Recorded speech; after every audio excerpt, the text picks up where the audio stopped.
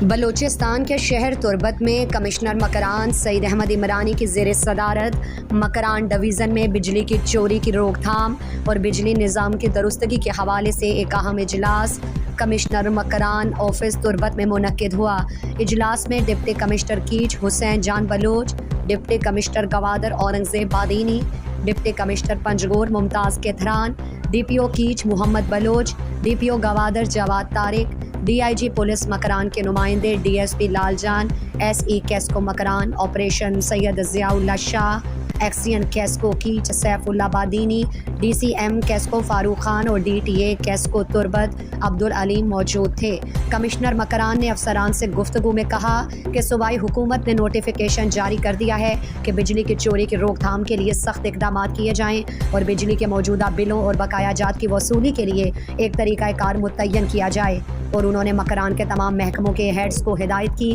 کہ وہ اپنے دفاتر کے بجلی کے واجبات جلد از جلد جمع کرا دیں۔ انہوں نے کیسکو حکام پر زور دیتے ہوئے کہا وہ ضلع کے سٹیک ہولڈرز، ضلع انتظامیہ اور قانون نافذ کرنے والے اداروں کے ساتھ باقاعدہ میٹنگ کا انعقاد کیا کرے اور میڈیا میں آگاہی مہم شروع کرے تاکہ عوام کو بجلی کے بل جمع کرانے پر راغب کیا جا سکے۔ کمشنر مکران نے کیسکو حکام کے ساتھ لوڈ شیڈنگ کے مسائل، وولٹیج کی کمی اور بجلی کے نظام کی درستگی کے حوالے سے تبادلہ خیال کیا۔